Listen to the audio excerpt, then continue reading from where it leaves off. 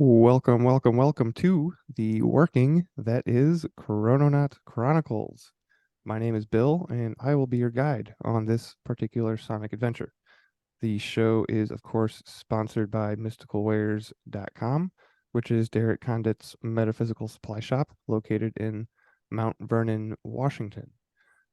So what is it exactly that we do here on Chrononaut Chronicles? Well, since I called it a working, this is a spell of sorts. It is a work in progress, right? So there's four steps to this particular spell, and these are the four show segments. So we have the almanac, the gratitude, the silver, and the sword segment.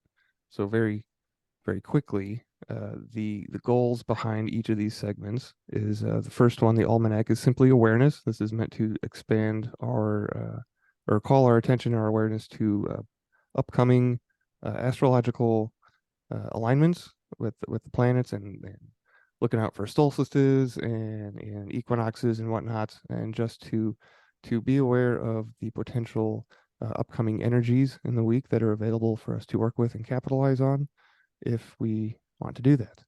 And the second step of the show of the working is the gratitude section, and this is simply about love. This is about intention, and the point is to stretch this into infinity, essentially. So it's more than just a weekly exercise.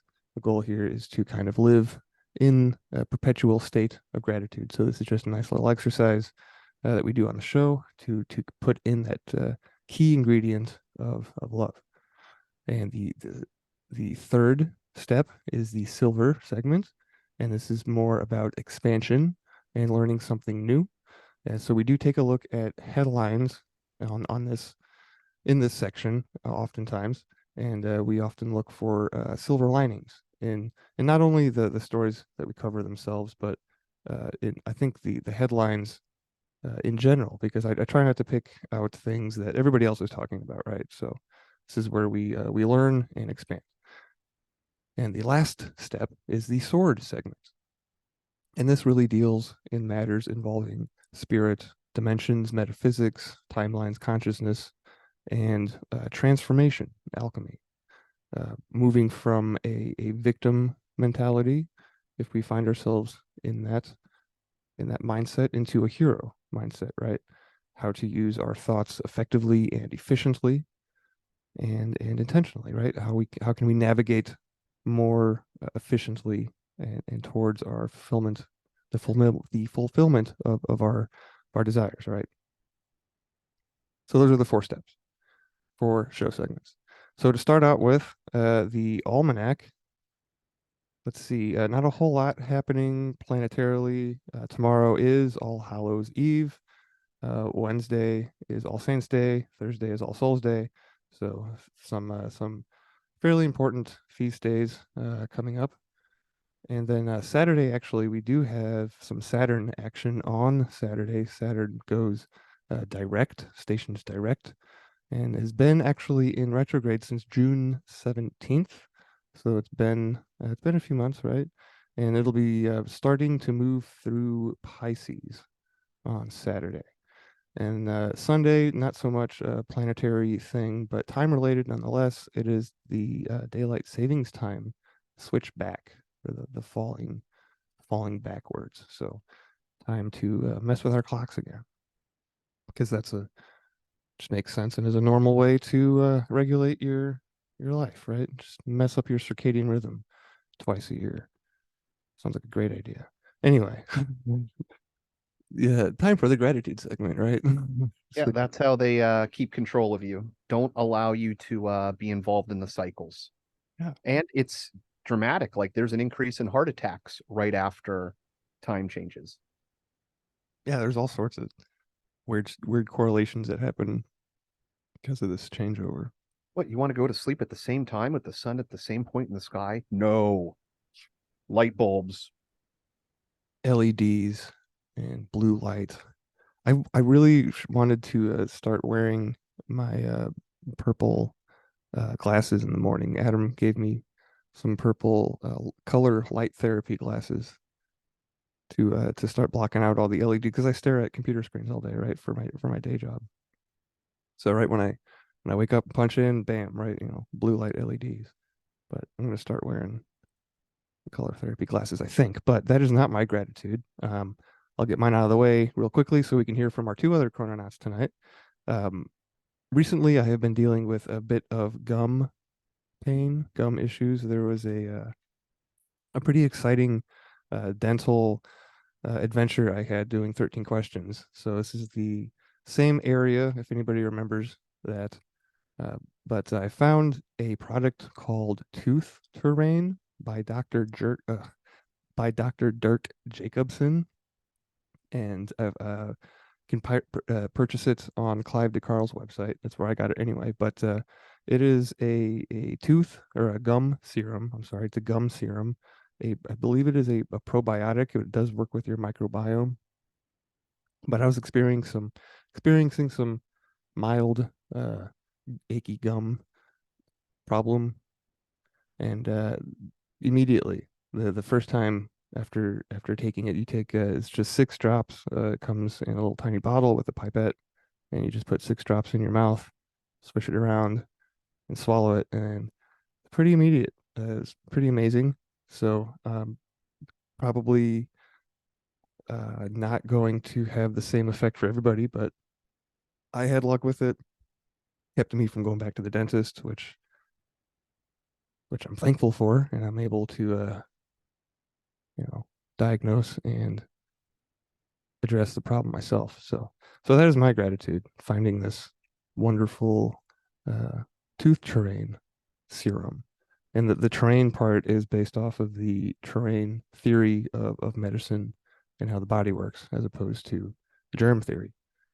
So that's just a side note there. But enough of me talking. Thank you, both of you guys. We just lost Ben, but he said that might happen. But Adam is here. We know that. Thanks for being here, Adam. And what's been going on? What are you grateful for?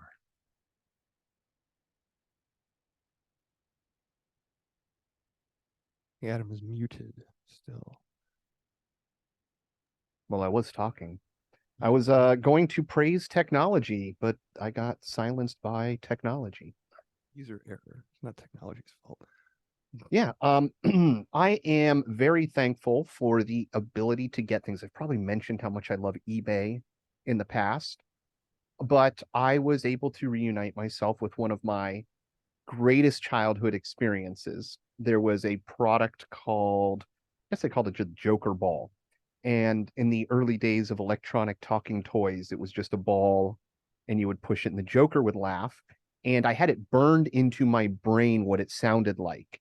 And I was able to reacquire one. And for that, I am thankful that just the technology exists to do that. My God, I never would have found it in a pawn shop or a garage sale. Diamond in the rough. I remember you. Did you just play it? I sure did. Oh, I can't do it again. I couldn't hear it very well.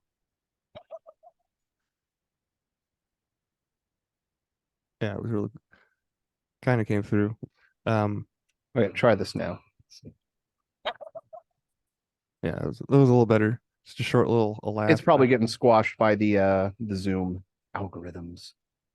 by technology, squashed by technology. It's a good band name.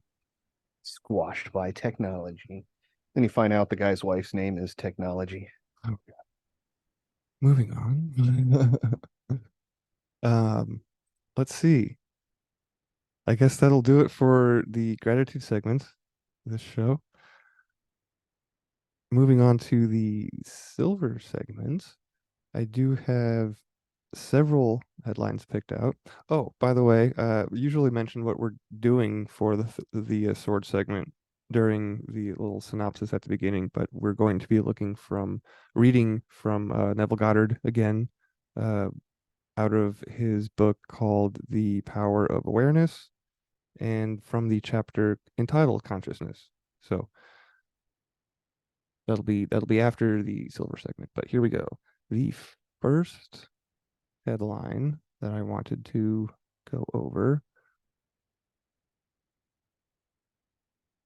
is, well, I've got, I didn't put these in any order, and I've got stuff in here from last week too, but this is actually from last week, and I wanted to cover it because it has to do with forming new habits, new and healthy habits. And when talking about transformation, which is part of the sword segment, forming new habits is pretty important when you're trying to change things and manifest things, right? So I thought that this would be a good place to start. And this is from inverse.com, and it is called How to Break Bad Habits in 3 Steps, according to science. And the other reason why I liked this article before we get into it is because it really takes some of the load off of your shoulders. At least it did with mine, right? Because it's not. It turns out that our environment has a lot to do with what habits we form, right? And a lot of the times we don't have control over our environment, as at least as not as much as we would like to, anyway. And because of this, I think that it's an important reminder to take it easy on ourselves, right? And I love doing that. I love reminding myself to be kind to myself because we are our own greatest critics, right?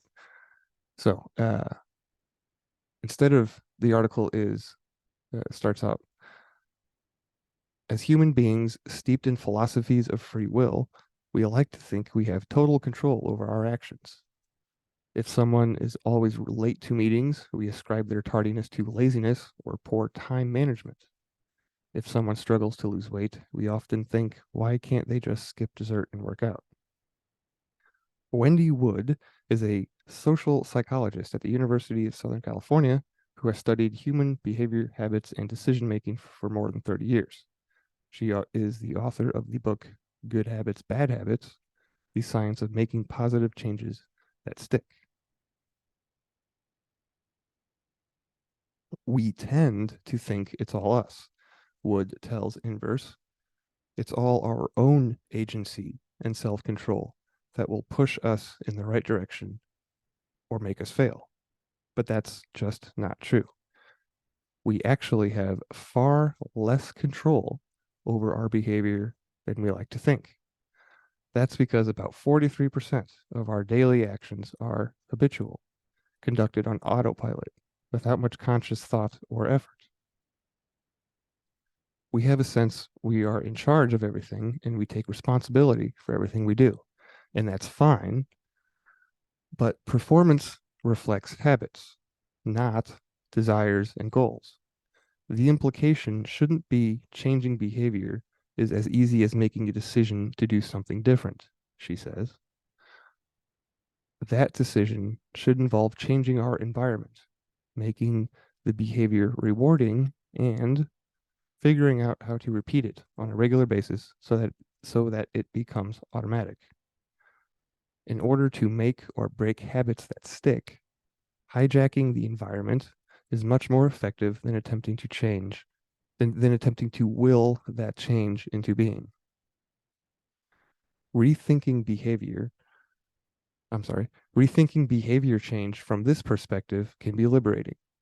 If you're not able to do something, it doesn't mean you're a bad person. Sometimes we end up feeling like failures when we're tired or when we've tried yet again to go on a diet and we're not successful. But it's not so much about you, it's about the environment that you're in and how you control it. Habit memory. Habits are a learning system that we don't have conscious awareness or access to. They're relatively slow to form or break, and habit memory tends to last for years. We develop habits as we repeatedly do the same thing in a given context and get some reward for it. Because of the reward, we do it again, and we do it again, and we do it again. Think about standing at the bathroom sink and brushing your teeth or brewing coffee in the morning without a second thought. This allows us to multitask, and that efficiency is what also makes habits so hard to break. They are the first thing that comes to mind, even when you don't want them to. But unfortunately, habits that may have benefited you in the past don't necessarily benefit you today. Habits are sort of a shortcut based on past learning about what to do, but they're not necessarily the right thing to do. They were the right thing in the past, but that is the challenge with habits. Make it or break it. Typically, if we want to build a new habit, such as drinking a glass of water when we wake up or hitting the gym after work, we engage in goal setting. We simply plan to execute the action and then we try to follow through. Willpower is actually not a very reliable system because as soon as things start to get difficult, we talk ourselves out of the commitment we made. That's because the very act of inhibiting a desire makes the desire loom really large in our minds and sometimes consumes us. We think if we're motivated enough and have enough self control, we'll follow through without realizing that the circumstances around us, the contexts that we're living in, have a huge impact on how easy something is and how often we can repeat it. Instead of changing your thinking, Wood says, change your environment. The best way to break an unwanted habit is to change the context so that you're not in a situation that activates thoughts or the response that you have given in the past. This also means that periods of flux, a new move, a new job, or even the pandemic are vital opportunities to build new habits and try something new. Wood's 3 steps to form new habits. Actually, the little pandemic, that was my edition, not part of inverse.com's article here. But lastly, 3 steps to form new habits. Number 1 is ease up. If something's too difficult, simply don't do it. Wood says, depending on your goal, fill your pantry with healthy snacks, turn off your social media notification, or sign up for a gym near your office. Make the choice to do better easier. Number 2, make it enjoyable. If you're not going to repeat a behavior, you're not going to repeat a behavior that you don't enjoy. And you're not going to form a habit for something that you just hate. So even if you've chosen an unappealing habit, find a way to make it fun. Maybe that means stopping by a favorite smoothie bar after a morning run, or watching trash TV while you complete a dreaded task. Number 3. On average, based on the research, it takes about 66 days to make a simple health change. The more complex behavior, the longer it might take. Generally, 2 months is a good ballpark estimate for the average person to form or break a habit. And if you miss a day, no need to panic. Habit memory takes a long time to form, but luckily a single skip doesn't wipe away what's been built up in the past. And that's the article about forming habits.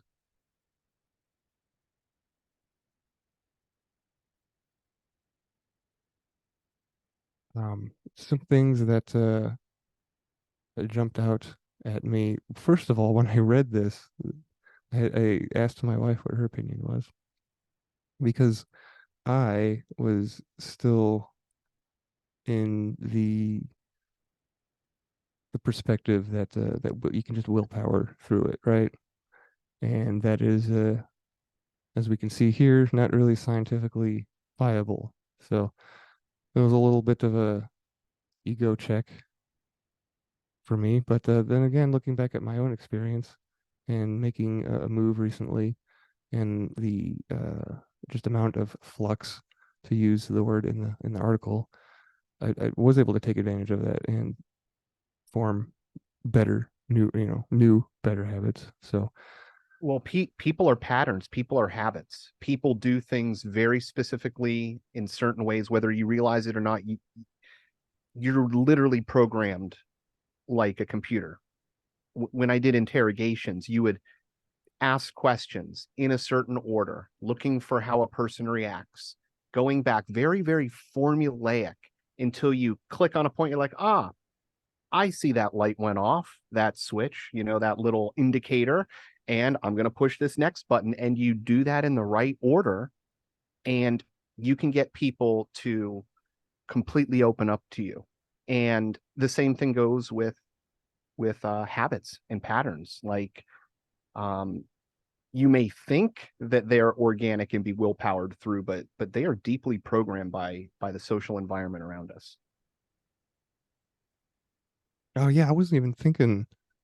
I mean, environment, absolutely. The social aspect has to come into play, but man, that's just opens up a whole other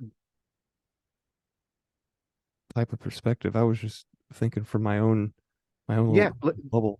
I recommend anybody out there that Is really is interested in just exploring some aspect, like deep aspect of psychology to understand people, to sign yourself up for a Wicklander class.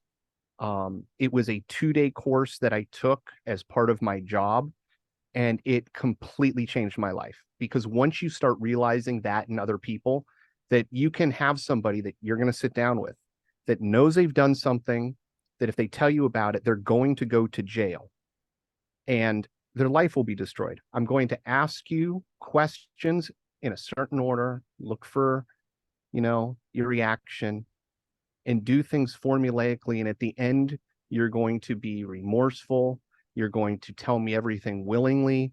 And then you're going to cry and be sad about it afterwards. Like when you can, that starts happening to you, go, oh my God, like people are that we don't think that we're this computer like, but we are absolutely, we're all running the exact same operating system.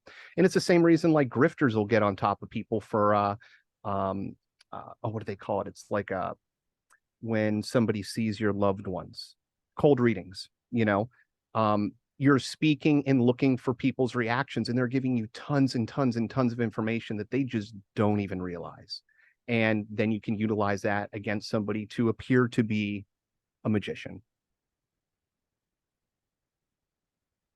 Speaking of being a magician and wizard tricks, I what I there I was I posted a short little clip to our Instagram feed a while ago of it was a clip from another podcast. I can't remember the name right now. There was a good credit, but they were interviewing a CSA spy, somebody that was a former spy, right? And they were saying that one of the number one the question was what is the number one spy trick that anybody can implement in their just anybody can do it currently without any special clearances or badges and the guy the former spy essentially said that it is imagining yourself in the shoes of the person that you're spying on, right? It is the change of perspective. Yep. Yeah, I will tie this direct to interrogation, not that it's a direct, but because I find it interesting that they have a correlation. Um, when you want somebody to tell you the truth, you have to absolutely, truly sympathize with them. You have to see things from their side. You have to understand them. You have to be empathetic, and to make it believable, you have to do it too. And I think there has a lot to do with like mirror neurons and things like that that can also have um, an added effect. But yeah, absolutely, man. It's huge. I love seeing that connection. And to take this on in another direction of speaking in terms of controlling our environment and the repeating how easily it can be to fall into past patterns of behavior in the same surroundings. I once had a piece of advice given to me uh, with if I was going to take magic mushrooms, to not do it in a environment in which you are necessarily 100% familiar with, like your home, because there's energies there that are conducive to you know falling into past habits. And if you're trying to work through something or make a change, right, or accomplish a connection, right, then doing it outside of everyday comfort zones will make it a more efficacious, will be, better. It'll be a, better, They higher. say that with ayahuasca, that it Oh, has a very good success rate, but that a lot of it is determinant upon the person removing themselves from the environment that they were originally in. And it makes so much sense because if you put rats in cages, they did this experiment where, they had a group of rats that were, allowed access to, females and have play and wheels and toys, varieties of food, just be able to do lots of good things. And then they gave them access to water and water laced with cocaine. The happy rats didn't go to or very infrequently went and used the cocaine. The rats that were in a depressing cage, just, in the cage on their own, just standard rat stuff, would use the drugs. And to me, that spoke volumes about, yeah, of course, the war on drugs has been lost because you're not focusing on the problem. It's the environment.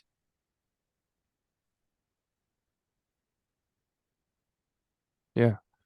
Yeah. Speaking of environment and tying it back to the terrain model of health, right? The body terrain and tooth serum that I mentioned. You have something here, a product that you've used Oh, before? yeah. So I wanted to add on to this. So you're using a probiotic product. There's a product, and actually, I should probably click on the link, shouldn't I? It's available everywhere. It's super, super old. It's called toothache medication, and it's made by Red Cross. It comes in a little brown bottle. It has eugenol in it. I think I'm enunciating that right. But essentially, it's a derivative of clove. So it has two ingredients: sesame seed oil and this derivative of clove, the essential oil. And it is incredibly potent for relieving oral pain. I highly recommend it. It's very good, supernatural. You can buy it at pretty much, any Supernatural? Walgreens. Huh? Supernatural? Like, Yes, supernat. I didn't even think about that. Yes, and it comes with two brothers who will attack demons for you. And oh, and see, I've also used it not just for oral, but it's also used in not this specific product, although I used it for this. Clove oil is used for euthanizing fish, either that or eugenol.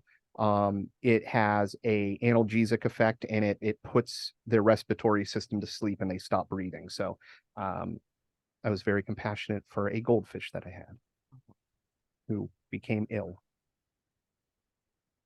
and it says this particular product is cotton pellets. So these are, do you, Oh, you know what? is it, That's the link. They also used to sell it in just like a liquid okay, form. okay, okay. But yeah, cloves. That's interesting. I just got off a big parasite cleanse. I didn't, I didn't take cloves specifically, but I did learn that cloves are something that parasites do not enjoy. Do you eat a lot of spicy food? I I mean, man, I'll put hot sauce on my eggs if I have eggs. It's not a big part of my diet, but I did start taking cayenne pepper capsules. Okay, good, awesome. And I say that because from a parasitic standpoint, there's a reason why you think of the equator as having spicy foods, and that's because it is a natural anti-parasitic to have in your system. So there's a reason you would douse your food with, from a health aspect when you're in the equator, which is where you usually get parasites from. Yeah, yeah, and that makes you feel cooler too, because you don't. Yes, and so you can also have euphoric effects from extreme like ghost pepper or higher type experiences. And when you buy pain patches, they often have, oh, what do they call it? Is it, I'm saying cortisol? It's not the right word. Capsaicin, which is a derivative of peppers, which is used for that. And I find it incredibly useful. Sometimes when I get bad headaches or migraines, I will crave hot food. And the interesting thing is I don't feel the heat, but I get a pain relieving um from the cayenne. Interest. That's what I use at least. Huh. Well, cloves, because parasites hate them, we have been feeding them to the dog in lieu of any pesticide application. I've got another tip for you too, Bill. Didn't work. Diatomaceous earth. You can buy it, you probably have it. Have you Right. used it before? Yes, yeah, we've used that. You can put that into your dog food. Obviously, I'm not a vet, so don't take my recommendation. Ask Chat GPT, preferably a vet. But they use it in the cattle industry for this because it's also what they put in toothpaste because it's made of little diatoms that have hard carapaces that are really, really sharp. So it destroys parasites. It can just like shred the outside, and your intestinal system and everything isn't going to be damaged by it. I've also used it on my cats before to get rid of fleas. Yeah. It's good for getting rid of bugs because the same thing, it gets caught up in their joints and then it shreds them, or like on fleas, it abrades the wax and then they dehydrate. Yeah, I think that might be how clove works too. If you ingest it, it destroys the parasite Mhm. mechanically, as opposed to if I was taking a bunch of stuff, but wormwood was a big one, and that I believe whatever the concoction of plethora of herbs I was taking, it changed the environment of my biome to make it unpleasant for Mhm. the parasites, and they Now, have you ever considered that you might actually want to get parasites? um Have no. you heard of people getting hookworms on purpose? No, I have not. I can't There say. was a guy, I'm sure he's not doing it now, although who knows. He was selling hookworms online. Certain people that have autoimmune disorders, when they get parasites in their system, their autoimmune systems disappear because their body is actively fighting something. So instead of attacking their own body, it's actually attacking a parasite. And so because he had learned about this and he had exhausted all of his other resources, he said, well, maybe I'll try hookworms. And so he went around to all these places in like the Amazon, and he did this traveling through to where all these little communities and said, I need to know where you guys use the bathroom at. And I want to go there. And he would just walk barefoot all through the areas. And then he eventually started taking stool samples of his own, doing some sort of cleansing on it, and then selling the capsules of hookworms. But yeah, a lot of people get result from that. That's crazy. So after you cleanse yourself, you might want to spice your diet back up. Oh yeah, the A tapeworm or two, Bill. slice it up with worms. Dude, I had the weirdest dream last night. So I don't dream that much. I don't talk about dreams very often on the show because I'm not an expert at interpreting them or whatever. But this morning was interesting because I woke up right out of, I'm pretty sure it was REM sleep because my leg kicked out, and I kicked the side of my bed with my big toe. So that's how I woke myself up out of my dream. But I don't know. I was in a kerfuffle of some sorts using my arms, and then I decided to change the tactics and kick out my leg, and I did it in real, in my physical body, and it actually hurt and woke me up. But before that, I was somebody was trying to give me this big eel worm looking thing. It had gills and just looked really slimy. And they were saying, like, yeah, you need to put this back inside of you. And I wouldn't do it, right? It was kind of creepy. We've been watching Stargate. No, I haven't actually. Do they have worm Oh parasites yeah, yeah, in? yeah, yeah.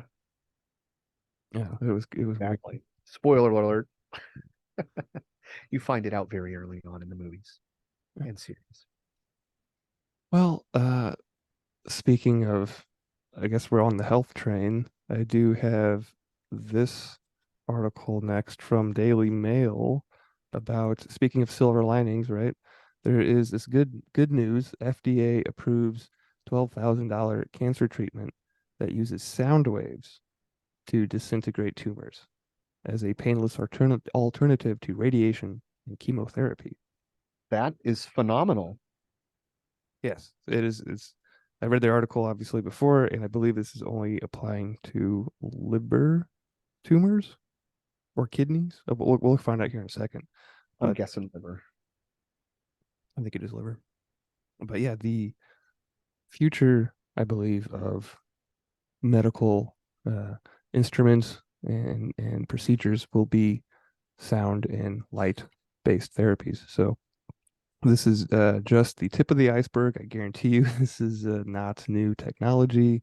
We're just getting the trickle downs that they let the No, sound and frequency is so often used, whether you have a device burning and cutting with a laser using frequency or light therapy, red therapy, UV therapies, as disinfectant, sound therapies, ultrasound. They do the same thing with kidney stones. But if we talk about the ancients using sound, right. They only had the stones and sticks to do stuff with. But so this is a medical device. It's a machine. It uses histotripsy, a technique that uses sound waves to break down tumors and has been approved to treat liver tumors by the U.S. Food and Drug Administration. It uses targeted sound waves, like an ultrasound machine, to form micro bubbles within the tumor. The forces generated as the bubbles expand and collapse rapidly cause the cancerous mass to break apart, destroying tumor cells and leaving the debris to be eliminated by the immune system. Just a note on the immune system, there is no specific system within the body that is called the immune system. You cannot point to any part of the body and say this is where the immune system lives and functions. The immune system is like it's a conglomerate of your microbiome and several other factors, right? And so yeah, there's an interesting side note there. The approval of the treatment means that patients are able to get treatment for liver cancer without the side effects of radiation or chemotherapy. Uh, it's a Minneapolis-based histosonics company founded in 2009, pioneered the treatment. Histosonics can now sell its histotripsy delivery platform named Edison to hospitals and doctors to use in patients. It costs $12,500 per procedure. Wonder how much it costs to make this machine. Uh, the procedure is performed under general anesthesia and is done alongside a live ultrasound of the liver to enable the radiologist to locate and blast the tumor. yeah, it's probably very precise. I know they make machines like this that do like radio, like chemotherapy type thing, where it's blasting through radiation, but they're doing it like if you think of it being shot through like a laser precision point, and they rotate around and you overlap that so your whole body gets a light dose, but then one small spot that you've mapped with the crossovers gets a high dose and it just kills everything within that tumor. But with this, you essentially do the mechanical destruction, but with no radiation. Yeah, That's phenomenal. yeah. It does say that it's a bedside machine, so it can't be too large. But it uses a robotic arm and moves it into position over the patient's abdomen like a traditional ultrasound. And the doctor locks it above the target tumor. And the rest of the procedure is fully automated. Attached to the end of the robotic arm is a transducer, a device that converts electrical energy into ultrasound energy. The machine's software then calculates how much energy is needed to create a powerful enough bubble cloud, a bubble cloud, to kill the tumor with focused ultrasound waves converging at a focal point in its center. Once the debris of the tumor has been liquefied, it will be naturally absorbed in the body before it is passed out as waste. The debris created becomes scar tissue, interestingly enough. Although it's considered a safe treatment, there is a small risk nearby blood vessels could be damaged by the heat. The duration of the procedure depends on the number and size of tumors, but it can take as little as 7 minutes. So yeah, some good news coming down the pipe for liver cancer patients. It's only been approved for use in liver cancer patients, and its limited availability and high price tag may make doctors prescribing it to patients prohibitive. So not too happy about the price tag there, but a step in the right direction nonetheless, I'd say. They do call it a breakthrough in treatment, but it's not suitable for every liver cancer patient. It's determined on a case-to-case basis, as with all other health-based decisions, right? Interestingly, it does say that liver cancer is the third leading cause of cancer-related deaths in the U.S. Last time I looked, I think that doctors were the third leading cause of overall death. So Well, if they wouldn't practice so much. practice, right? So the average 5-year survival rate for all stages is 20%, according to the American Cancer Society. So I found something interesting, Bill. When you were mentioning this about sound and they mentioned ultrasound, I had heard people in the past talk that ultrasounds can be dangerous to babies, that there are associated risks. And so I decided to jump in and ask Chat GPT what the risks are for ultrasound on a baby. And it's interesting because there is theoretical, have a theoretical adverse on developing tissue, with exposure duration being high, a theoretical possible increase in temperature, although they say that's not likely with diagnostic. But here's where it gets interesting. Cavitation. There's a theoretical risk of cavitation, the formation of tiny gas bubbles in the tissue with high intensity ultrasound. But this is not a concern in diagnostic ultrasound. And then they go on to say that overuse, excessive and unnecessary ultrasounds should be avoided while there isn't a known immediate risk, which seems to me that there's a known immediate risk. And I wonder if any of this research stemmed from, maybe there being some known effects from ultrasounds being administered incorrectly. And, going, hey, let's turn this into a win. Right? That makes sense to me. Tracks. That tracks. Let's see. What else do we have as far as headlines go? We do have some space weather. Let's do some space weather news. Um, this isn't anything super pertinent. Timely, I should say. It's more of uh, a lesson about the sun and how it behaves over time. And it turns out that it swaps poles quite often. And I don't know if I knew this before, but this was a nice refresher if I didn't, or if I did. But even if I didn't, I still felt like I learned something new here. This is from Newsweek. The sun is about to send Earth on an electric roller coaster.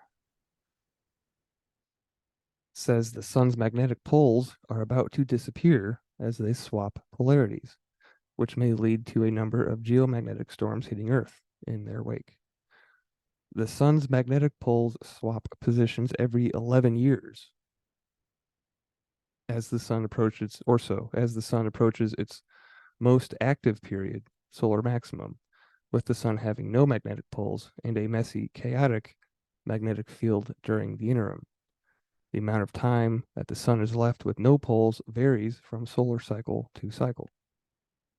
The swapping of the poles is extended or is expected to send increasingly weird space weather our way, in part because a section of the sun's magnetosphere called the heliospheric current sheet, a ring of electricity blown out from the sun by the solar wind, becoming heavier than usual.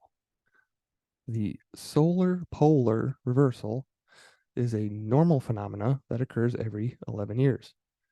We call this the solar cycle.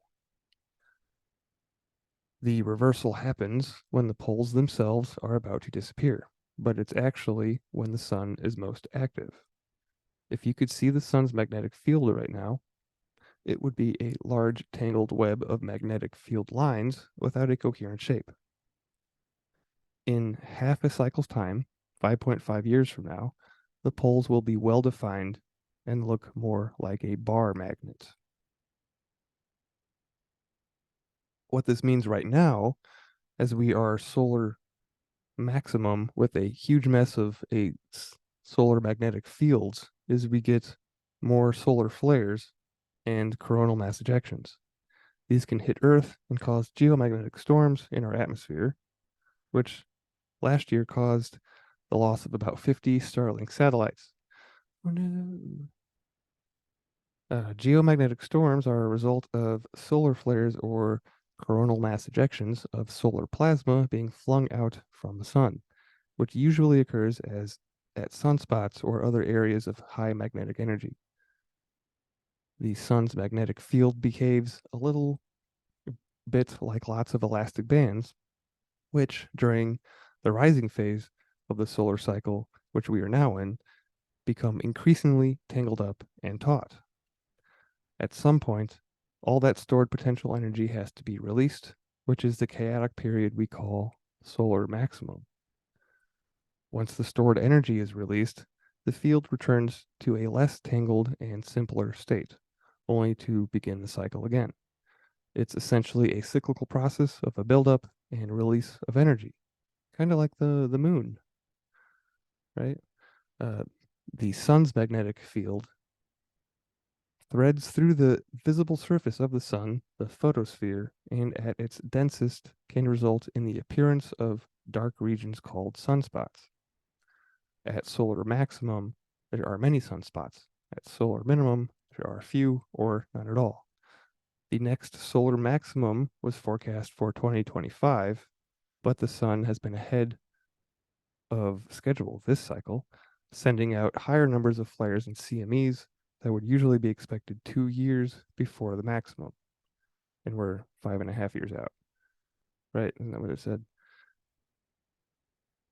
During solar minimum, the sun has a clear bipolar magnetic field with fast and relatively undisturbed solar wind. At solar maximum, the whole solar magnetic field becomes quite chaotic with a highly variable solar wind flow and large amounts of solar flares and CMEs. The sun's pole swapping is a sign that the maximum is approaching. Currently, its south magnetic pole has almost completely vanished, with the north pole just hanging on. This is expected to send ripples into the heliospheric current sheet, which will have an impact on Earth's space weather. The heliospheric current sheet is like a projection of the solar magnetic field out into space. When at solar minimum, we get a somewhat predictable current sheet as the poles are well defined, so it's not very variable when it hits Earth. Think of it like ripples of the magnetic field hitting Earth-like waves on a beach. Hitting Earth like waves on a beach. You get peaks and troughs. At maximum, you still get the waves, but there is more structure and variability. The differences in the current sheet between maximum and minimum don't have a huge impact on the Earth compared to flares, but it does affect motions of the upper atmosphere. Despite its scary sounding effects, the real life impacts on Earth are likely to be minimal, except for the unlikely case of an extremely powerful flare or CME heading our way. Most space weather impacts for humans are technological. Solar storms can disrupt satellite operations and occasionally damage ground-based infrastructure. I should emphasize, however, that human civilization has witnessed and cataloged 25 solar cycles, if one includes the present one, 6 of which occurred in the space age. So we should be okay. I don't believe that for a second. Really? Okay, so we had the Carrington event in 1859. We think that we're overdue for those, right? And that, if we were to get it today, could wipe out 80% or more of our entire infrastructure planet wide. If you lose the machines that build the machines, you have to rebuild those too. Imagine every single electrical grid going down, houses catching fire, fences catching fire, long pieces of wire being incredibly highly just inductive, all of your chips, anything that's not hardened, which is basically everything around you getting blown up and destroyed. I mean, in a hurricane alone, just the transformers, we only keep in Florida, or I shouldn't say Florida, FPL only keeps like 150 extra spare at any time. It's like you would be done. Then your vehicles don't work, your water systems don't work, your power lines are down. Um, and that's just from 1859. But I would say it gets scarier because we're on the precipice of at least three major cycles coming together, and that's how cycles work. They overlap, like waves in a pool. There's just this repetitive pattern. But um the grand minimum, or what they call, like, I guess, what is it, the Marauder minimum, I think, or the Dalton minimum, is a grand cycle. It happened last time 1645 to 1715 approximately, in which there was just no sunspot activity, incredibly reduced sun activity. If you want to talk about climate change, this is the direct tie. The Earth became significantly colder. It's what they call like smaller mini ice ages. They're predicting that that is due in the next cycle or the following. So you're looking at, 11-year cycles top to bottom for that time period.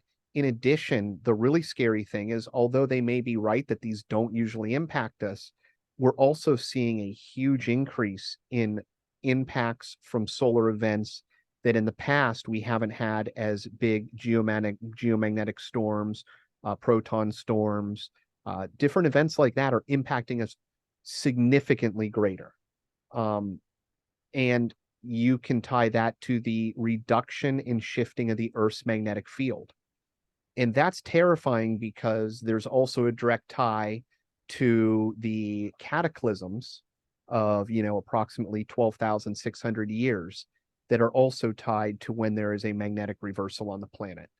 And then, of course, with all of that, aside from having no magnetic field, you get the entire all the dosing of radiation from space is going to come in and just irradiate Earth until that pole is flipped back. And the only place that is not going to just be irradiated is going to be deep underground. Where the ant people took the Hopis. Yeah. Well, that wasn't the Hopi. I don't think so.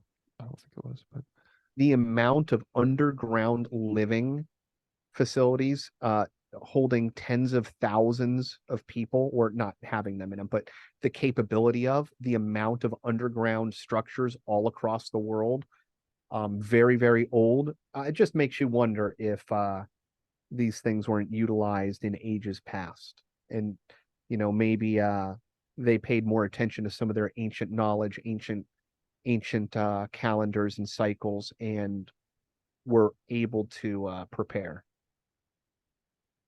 Meanwhile, we're writing articles about how safe it is and just, go buy an Xbox. it's I like that you brought up that the Maunder, I believe, MAUND or Yeah, I minimum. want to say Marauder, but that's just a StarCraft thing.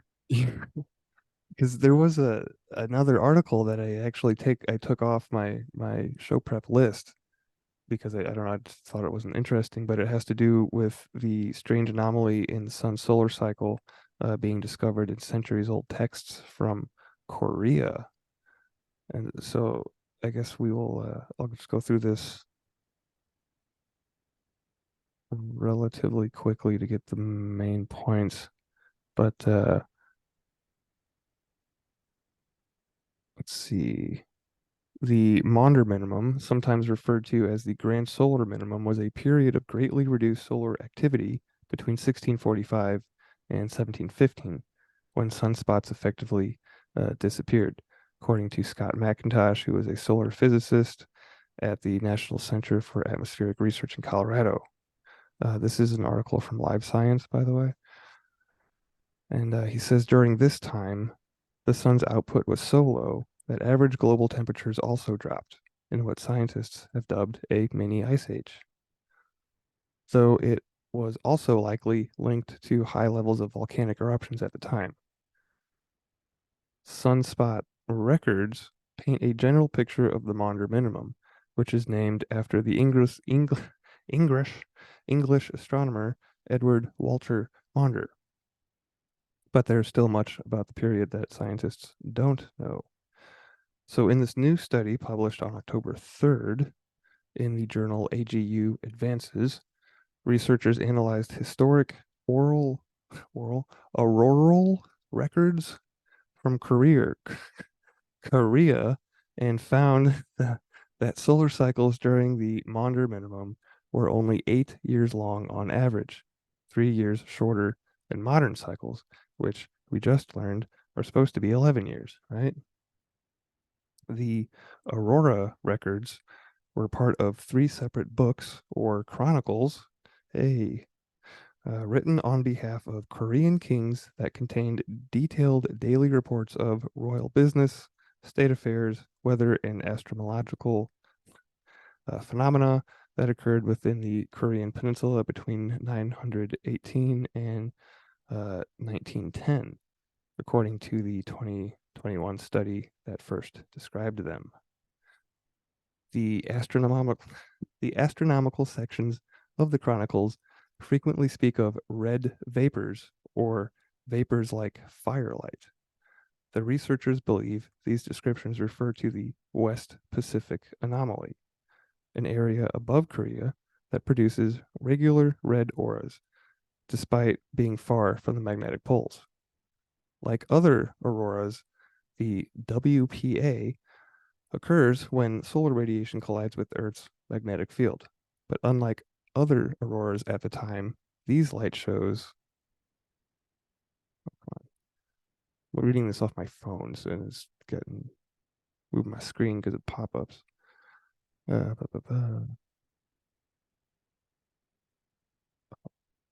Oh, these light shows. Here we go.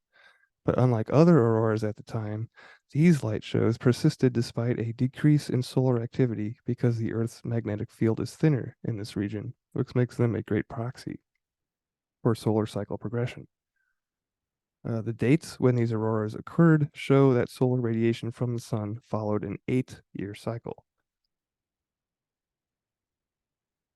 Scientists don't know what causes long-term solar cycle trends, like the Maunder minimum.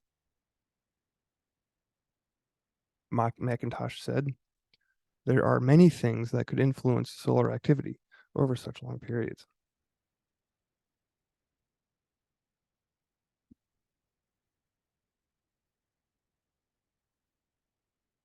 Sorry, I had something caught in my throat.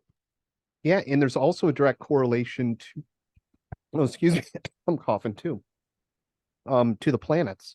You can draw sunspots, correlations of sunspots on the sun in relation to where the planets are in the solar system at any given time. At least statistical correlations.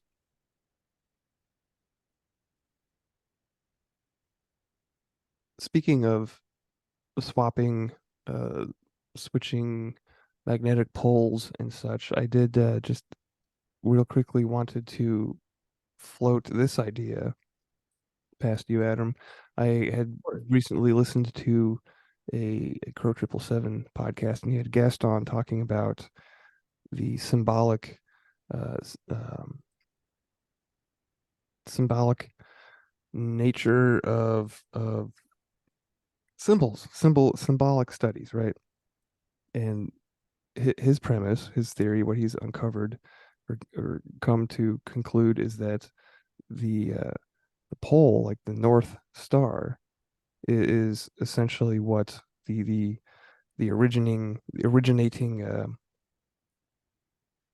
context for the myths that religions were sprung out of, right? So if we go backwards in time, currently, I would say that we're in this kind of a sun worshiping phase, right? And then if we take a step back from where we are currently, the before that would have been a lunar, kind of like a lunar based religion type thing. And then before that would have been, older than, so pre-lunar societies, right? Would have some kind of system based around the pole star and the pole. So it would be a pole based religion. So what do you think about that progression from going from, like the North Star, which is fixed, right? It's the center of heaven, to something like the moon, and then now we've got a lot of sun energy coming in with, the Roman Catholic Church and Sol Invictus and Mithraism and all these other religions that you get into when you start comparing stuff, right? Does that kind of make sense to you, Adam? Exactly. I Yeah, thought it's pretty cool. yeah, no, it reminds me of like the astrological ages that, human beings over, thousands and thousands of years, you go through, all the, Libra, Virgo, Leo, Cancer, you just go through each one, and we have different ages. So, it's like you've probably heard, the age of Aquarius, it's just um these ideas that there are certain time frames, but if you think about that on a long enough cycle, um in which you could go through ages and progression, it can tie into religion. We know that there's effects of magnetism on how people act. We know that there's effects on human physiology, both in, I'd call them like psychotic events, or people having uh, issues, neurologic issues, migraines, seizures, heart attacks directly related to activity at the sun. It's not crazy for me to think that there could also be larger things to build. I mean, the basis of humanity, of who we are, the way that we act, the way that we interact with the world on incredibly large cycles that have cataclysm and cyclicalness and ages. And then that can tie into religion. The idea that, that fact will be considered to, be a lie, that, truth tellers will be seen as liars, and the liars will be seen as, the truth tellers, the idea that there's just war and chaos and God would have to smite you. Well, maybe it also has to do with, on this cycle, you know, human beings are more susceptible to different things. And then, of course, it makes sense that all of that would be directly tied through. And if that's tied through to cycle, to the precession, to the location, the rotation of the Earth, the planets, the North Star is where we spin. It is the first point that all else is referenced from. So yeah, I can absolutely see that as being a crux, a keystone or integral part of a deep religion, which is based on just reality. Yeah, it's really sparked me to start looking If into. we lived to be 1,500 years old or 20,000 years old, maybe we would be able to see these things. And maybe if we do have another cataclysm and we can retain the ability to record information, we wouldn't have this, because we're looking back at stone tablets and things. But if we had the ability to recall the information on hand from today all the way through to another 12,000 years, that would be something spectacular. Yeah, it's really making me take rekindled my interest in, the northern mythos, right? With all those, the pantheon of, Woden and Frey and Freya and all that story, those stories. Super interesting. I was listening to uh, something today, actually. They were talking about Iceland, right? And how this was a, very, very old uh, island, and during during Egypt had trade. They were bringing in copper from the Celts, I believe it was the Celts who were all over the place, right? And one of the stops in during commerce, as people are searching for things to trade up north for to give to the Europeans for money, right? They're hunting things like walrus and getting ivory from tusks, and so there's evidence of civilization, a very very high civilization being having existed there that traded with Egypt and all the way to the Americas, right? They found cannabis uh, seeds in Iceland from probably from the Americas, right? And yeah, it's just amazing how like did you know that the US government actually sent the US government, right? We sent officially sent Iceland some statue of Ericsson, I believe was his name, pretty much saying that we acknowledge that you guys found America first and not Columbus. So that's just a little interesting tidbit of energy history. Looking at the word I energy, think I did know that. yeah, isn't that crazy? And yet we My still have favorite a thing federal about the government. hubris of everybody, though, it's like, who discovered America? It's like, well, I don't know. How about the people that you met when you arrived? Yeah.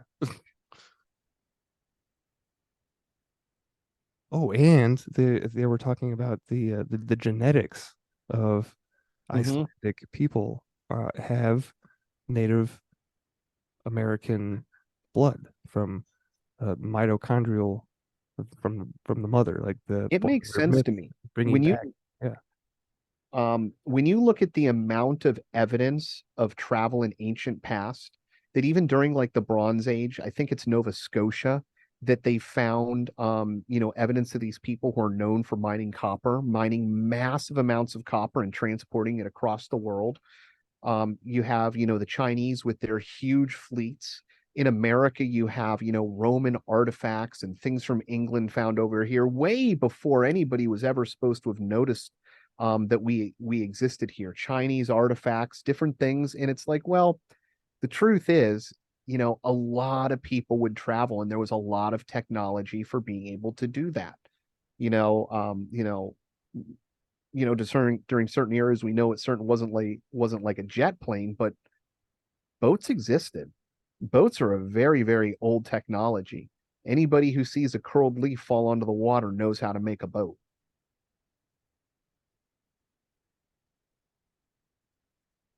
Yep. And they used that North Star to get around. Yeah. Yeah. People don't think about it, but we can't see the sky. It used to be at night on a moonless night, everybody could see the Milky Way galaxy. You could see clouds of dust out there in the galaxy. Now, you're lucky if you see a satellite. Speaking of seeing things, like up in the Arctic Circle, right? The sun, it stays up there for like 3 months, right? During the summer, it doesn't really set. And I believe this was one of the reasons why the phrase "land of the midnight sun," uh, Yep, where that got its origination from, because it's during the summer, it never sets. So I've heard it's the sun's. incredibly disorienting. But can you imagine? Like I've imagined, living in Alaska because I know they have very long Yeah. periods of darkness. Like yeah, it's nuts. Talk about messing up your circadian rhythm, or would you just adapt and that would be normal at that point? I don't know. Do they have daylight savings time in Alaska? Probably, right? Well, I think everybody can adapt, but it doesn't mean it's necessarily the best for you. Right, yeah, Just because I can survive sitting in the water doesn't mean I'm not going to have wrinkled skin forever. right. Okay, so yeah, I think this is going to be our last headline, and we're going to continue with the tech the tech theme. This is an article from SciTech Daily, And when I read this, this made me think of the um, new technology that the Starship Voyager, captained by uh, Janeway, what was her first name? Catherine Catherine. Janeway. Yes, they have this new upgraded technology for their new ship called gel packs, right? Hmm. And so yeah, this is totally we have gel packs now. Is essentially what I the article just is saying. finished the series yesterday. The Voyager one. Yep. That's awesome. I went, yeah, I watched that not too long ago. Went through the whole thing. Yeah, the first three seasons are basically garbage, and then the rest is amazing. Yeah, is pretty cool. So you can watch Star Trek for free on Pluto.tv for anybody Oh, that sweet. that wants to do those two channels that they have dedicated to Star Trek 24/7. So shout out to Pluto TV. Anyway, not a sponsor. A novel, the article says, a novel ultra micro supercapacitor showcases superior energy storage in a potential revolution in device power sources. Researchers at the Department of Instrumentation and Applied Physics, Indian Institute of Science, have designed a novel ultra micro supercapacitor, a tiny device capable of storing an enormous amount of electric charge. It is also much smaller and more compact than existing supercapacitors and can potentially be used in many devices ranging from streetlights to consumer electronics, electric cars, and medical devices. Most of these devices are currently powered by batteries. However, over time, these batteries lose their ability to store charge and therefore have a limited shelf life. Capacitors, on the other hand, can store electric charge for much longer by virtue of their design. For example, a capacitor operating at 5 volts will continue to operate at the same voltage even after a decade. But unlike batteries, they cannot discharge energy constantly. A power to mobile phone, for example, to power a mobile phone, right? The advantages of supercapacitors. Supercapacitors, on the other hand, combine the best of both batteries and capacitors. They can store as well as release large amounts of energy and are therefore highly sought after for next generation electronic devices. In the recent study published in ACS Energy Lectures, the researchers fabricated their supercapacitor using field effect transistors, or FETs, as the charge collectors, instead of the metallic electrodes that are used in existing capacitors. Using FET as an electrode for supercapacitors is something new for tuning charge in a capacitor, says a professor. Innovations in capacitor design. Current capacitors basically use metal oxide based electrodes, but they are limited by poor electron mobility. Therefore, um, this team decided to build hybrid FETs consisting of alternating few atom few atoms thick layers of molybdenum disulfide MOS2 and graphene to increase electron mobility, which were then connected to gold contacts. A solid gel electrolyte is used between the two FET electrodes to build a solid state supercapacitor. The entire structure is built on a silicon dioxide slash silicon base. The design is the crucial part because you are integrating two systems. The two systems are the two FET electrodes and the gel electrolyte, an ionic medium, which have different charge capacities. One of the team people adds that it was challenging to fabricate the device to get all the ideal characteristics of the transistor right.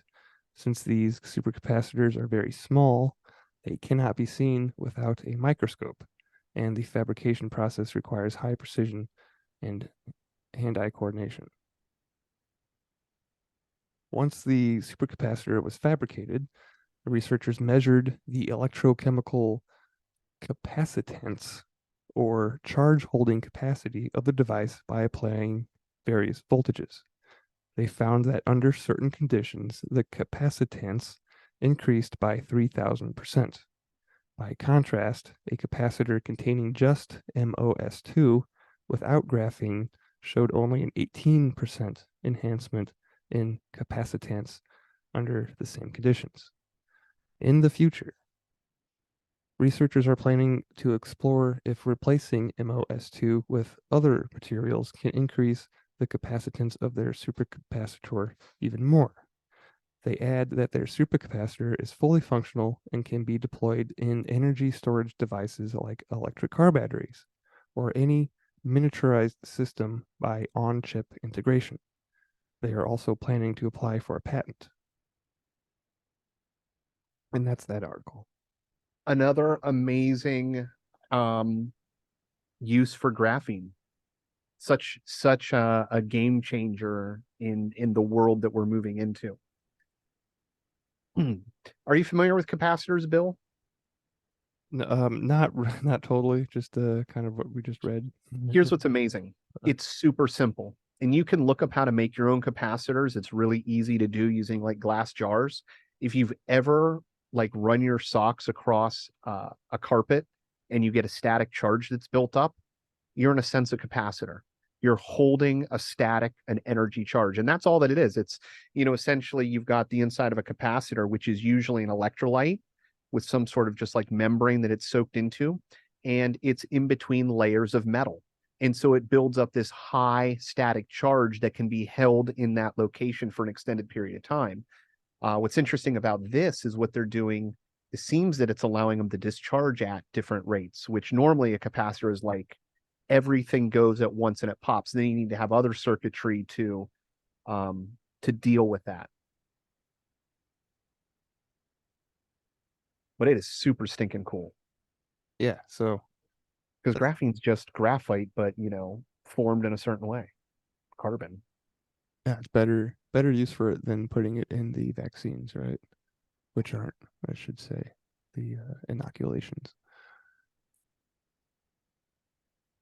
I remember Derek got a hold of some graphene and was playing with it under a microscope.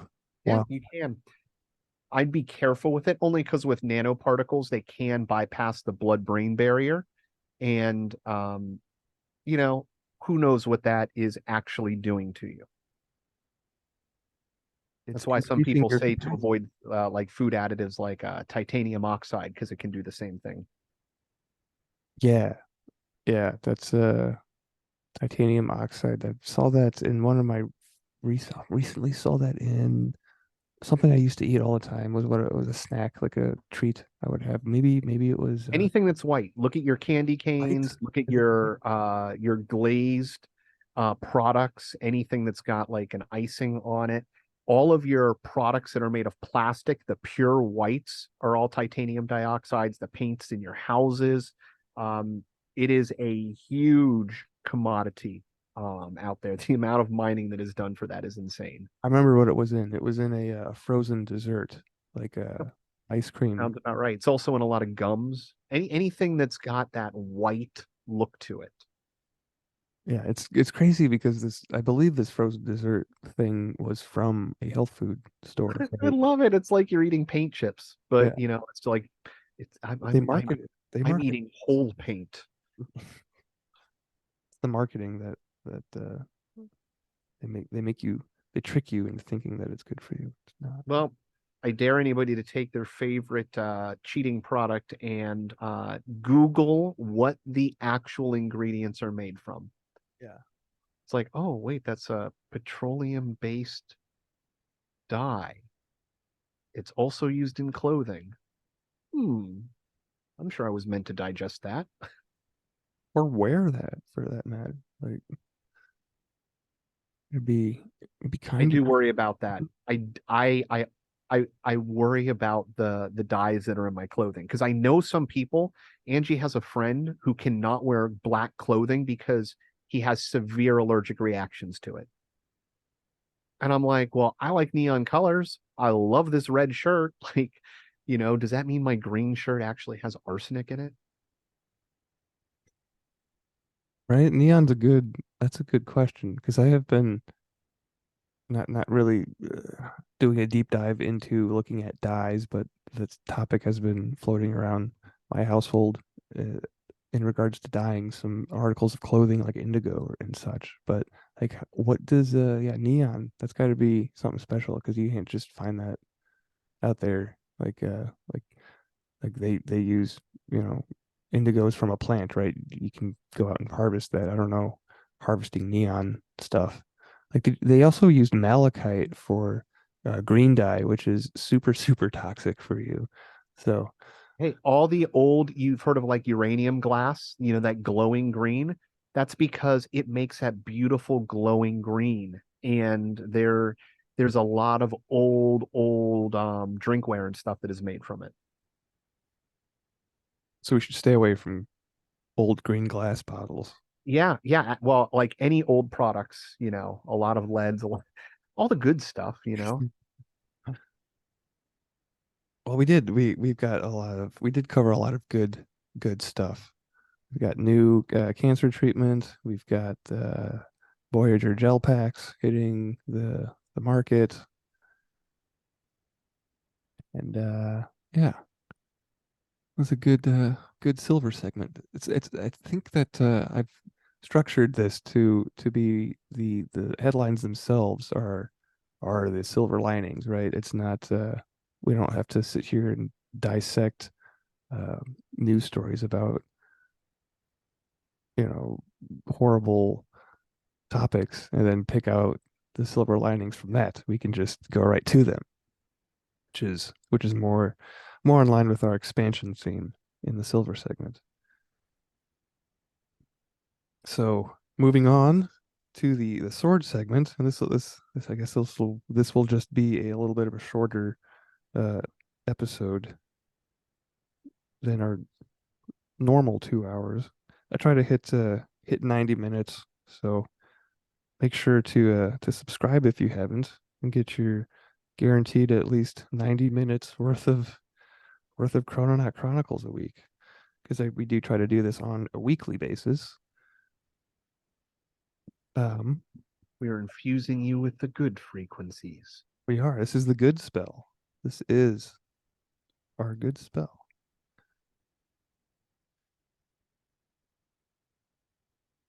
So we have just a very short reading from Mr. Neville Goddard. And we sit down for this because it's a little bit easier to hold the book. And speaking of books, I don't know. I don't think we have read from The Power of Awareness in 1952. At least not this chapter. At least I hope not. This isn't a repeat. But I was thinking that we could probably just cover this whole book because flipping through the chapters, they're pretty short, and we could probably cover, more than one per per episode. So we might be delving. That might be our next project to tackle in the silver or the sword segment. But with that being said, this is only the second chapter of this book, and the first one is dealing with I am as being a feeling of permanent awareness, right? So this chapter is called consciousness, and he says, or he writes, it is only by a change of consciousness, by actually changing your concept of yourself, that you can build more stately mansions, in quotes, the manifestations of higher and higher concepts. By manifesting is meant experiencing the results of these concepts in your world. It is of vital importance to understand clearly just what consciousness is. The reason lies in the fact that consciousness is the one and only reality. It is the first and only cause substance of the phenomena of life. Nothing has existence for man save through the consciousness he has of it. Therefore, it is to consciousness you must turn, for it is the only foundation on which the phenomena of life can be explained. If we accept the idea of a first cause, it would follow that the evolution of that cause could never result in anything foreign to itself. That is, if the first cause substance is light, all its evolutions, fruits, and manifestations would remain light. The first cause substance being consciousness, all of its evolutions, fruits, and phenomena must remain consciousness. All that could be observed would be a higher or lower form or variation of the same thing. In other words, if your consciousness is the only reality, it must also be the only substance. Consequently, what appears to you as circumstances, conditions, and even material objects is really only the product of your own consciousness. Nature, then, as a thing or a complex of things external to your mind, must be rejected. You and your environment cannot be regarded as existing separately. You and your world are one. Therefore, you must turn from the objective appearance of things to the subjective center of things, your consciousness, if you truly desire to know the cause of the phenomena of life and how to use this knowledge to realize your fondest dreams. In the midst of apparent contradictions, antagonisms, and contrasts of your life, there is only one principle at work, only your consciousness operating. Difference does not consist in variety of substance, but in variety of arrangement of the same cause substance, your consciousness. The world moves with motiveless necessity. By this is meant that it has no motive of its own, but is under the necessity of manifesting your concept, the arrangement of your mind, and your mind is always arranged in the image of all you believe and consent to as true. The rich man, poor man, beggar man, or thief are not different minds, but different arrangements of the same mind, in the same sense that a piece of steel, when magnetized, differs not in substance from its demagnetized state, but in the arrangement and order of its molecules. A single electron revolving in a specified orbit constitutes the unit of magnetism. When a piece of steel or anything else is demagnetized, the revolving electrons have not stopped. Therefore, the magnetism has not gone out of existence. There is only a rearrangement of the particles so that they can produce no outside or perceptible effect. When particles are arranged at random, mixed up in all directions, the substance is said to be demagnetized. But when particles are marshaled in ranks so that a number of them face in one direction, the substance is a magnet. Magnetism is not generated, it is displayed. Health, wealth, beauty, and genius are not created, they are only manifested by the arrangement of your mind. That is, by your concept of yourself. And your concept of yourself is all that you have. I'm sorry. Let me start that again. Health, wealth, beauty, and genius are not created, they are only manifested by the arrangement of your mind. That is, by your concept of yourself. And your concept of yourself is all that you accept and consent to as true. What you consent to can only be discovered by an uncritical observation of your reactions to life. Your reactions reveal where you live psychologically. And where you live psychologically determines how you live here in the outer visible world. The importance of this in your daily life should be immediately apparent. The basic nature of the primal cause is consciousness. Therefore, the ultimate substance of all things is consciousness. And that's the end of the chapter. Super short, just not even a page, but very potent nonetheless, in my opinion, anyhow. What do you think, Adam? Any first impressions on hearing this? Does it sound familiar? I hope I didn't read this before. I don't think you did. Good.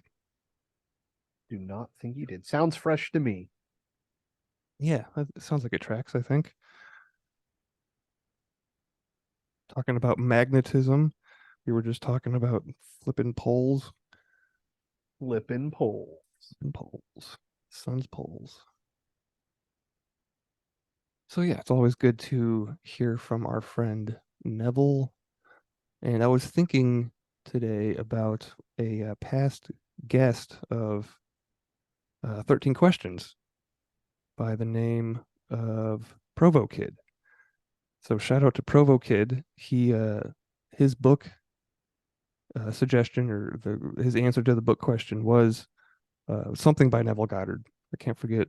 I don't remember what exactly book he mentioned, but he basically inspired me to really delve in and see what Neville is all about, and not to put uh, words in his mouth, but I do believe that he said that that's pretty much he discovered Neville and then stopped reading because Neville pretty much nailed the whole mystery thing on the head, I think, anyway. But yeah, maybe we'll get him on the show. Maybe I'll reach out and see if he wants to come hang out and chat with us for a few minutes. Yeah, I was just trying to see what the next week's scalar energy session is going to be.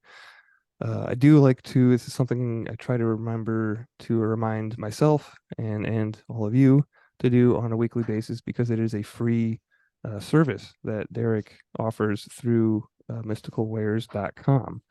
And scalar energy is something that I won't say was developed by Royal Raymond Rife, but he did certainly manifest it, right?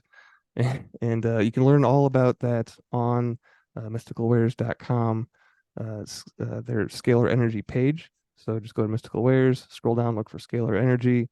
All that page is an explanation, and at the bottom there will be a sign up link. You click that, and you just follow the checkout process like you're buying something, but there's nothing in your cart. It's free. So this is just to get your name on the list, right? So this week on Friday, you have until Friday to sign up, is going to be digestion and gut health.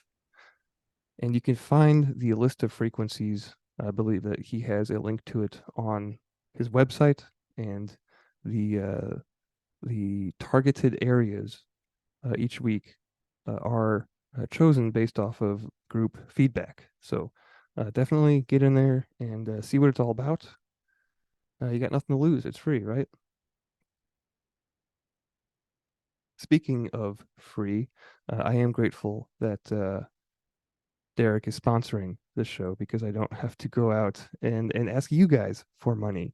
But I will ask that you guys do share the show still, rate the show on whatever platform that you're using, and help spread the love whatever way you can.